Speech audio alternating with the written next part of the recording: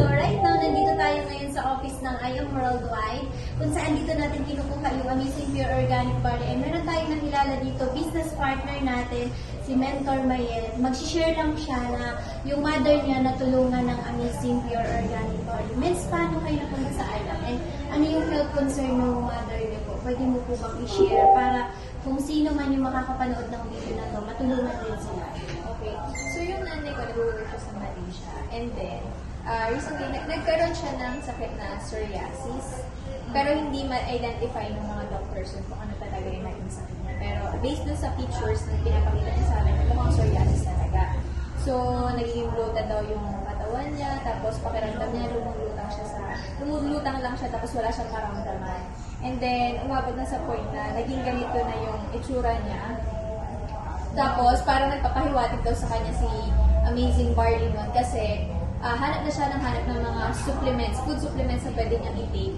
Ito lang daw yung nakakuha ng attention niya. Kaya, kinuha niya yung Amazing Barley sa mga kakilala niya sa Malaysia. So, from Philippines, nagpapadeliver siya kahit mahal. Tapos, parang constant, 3 months, consistent siya nag-take ng barley hanggang sa etong likodan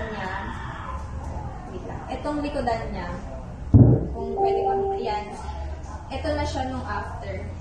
So, sobrang effective talaga nitong Amazing Barley.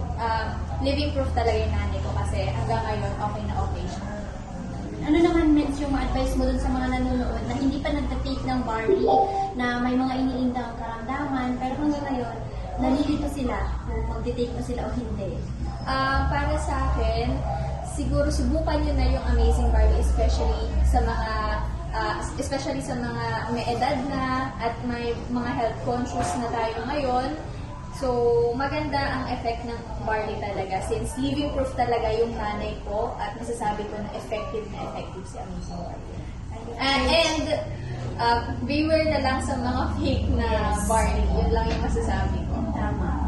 Ayun, thank you so much, Mens, for sharing. So again, kung ikaw isa sa mga natatakot makakuha ng fake na barley, ang kagandahan, nandito kami ngayon sa office, and isa siya sa nakapagpatunay. Actually, isa din ako sa natulungan ng barley. Kaya, message mo lang ako sa aking mga social media account, mag-comment ka sa video na to.